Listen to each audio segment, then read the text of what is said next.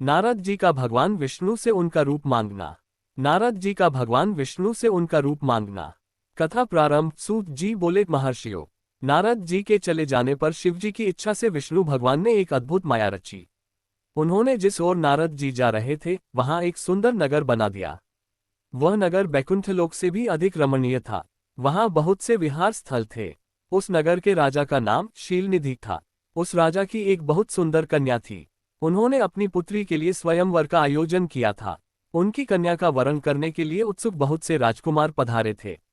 वहां बहुत चहल पहल थी। इस नगर की शोभा देखते ही नारद जी का मन मोहित हो गया।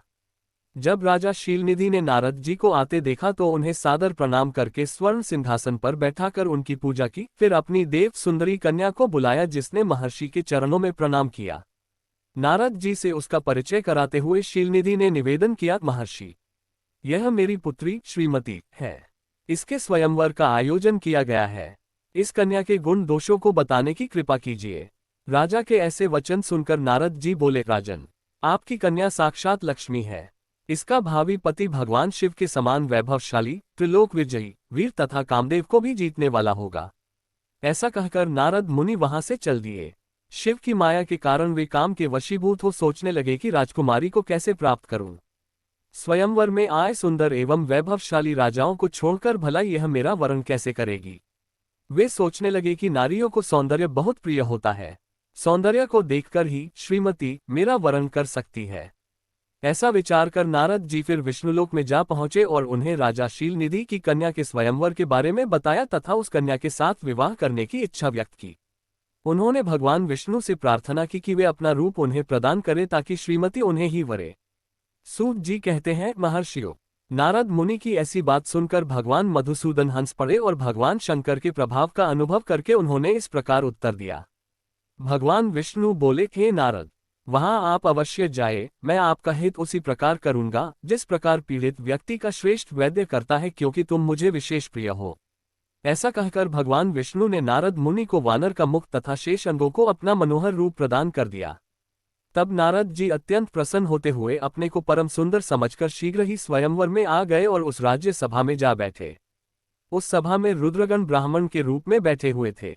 नारद जी का वानर रूप केवल कन्या और रुद्रगणों को ही दिखाई दे रहा था, बाकी सबको नारद जी का वास्तविक रूप ही दिखाई दे रहा था। नारद जी मन ही मन प्रसन्न होते हुए श्रीमती की प्रतीक्षा कर रहे थे। हे ऋषियों, वह कन्या हाथ में जयमाला लिए अपनी सखियों के साथ स्वयंवर में आए। उसके हाथों में सोने की सुंदर माला थी। वह शुभलक्षणा राजकुमारी लक्ष्मी के समान अपूर्व शोभा पा रही थी। नारद मुनि का भगवान विष्णु जैसा शरीर और वानर जैसा मुख देख वह कुपित हो गई और उनकी ओर से दृष्टि हटाकर मनोवांछित वर की तलाश में आगे चली गई। सभा में अपने मनपसंद वर को न पाकर वह उदास हो गई। उसने किसी के भी गले में वरमाला नहीं डाली।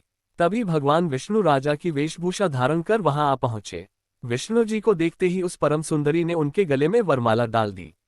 विष्णु जी राजकुमारी को साथ लेकर तुरंत अपने लोक को चले गए। ये देखकर नारद जी विचलित हो गए। तब ब्राह्मणों के रूप में उपस्थित रुद्रगणों ने नारद जी से कहा, हे नारद जी, आप व्यर्थ ही काम से मोहित हो सौंदर्य के बल से राजकुमारी को पाना चाहते हैं। पहले जरा अपना वानर के समान मुख तो देख लीजिए। सूत जी बोले, यह वचन सुनकर नारद जी को बड़ा आश्चर्य हुआ।